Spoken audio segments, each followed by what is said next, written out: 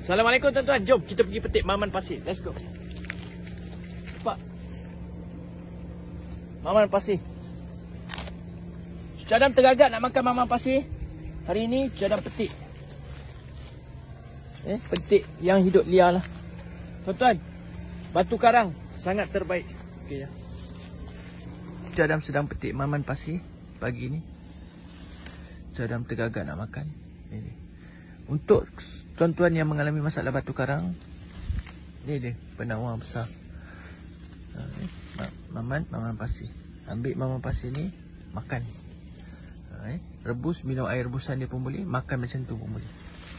Celur, makan pun boleh. Untuk batu karang memang kita suggestkan. Tapi kalau batu karang yang teruk, ambil secekap macam ni, basuh bersih selawat.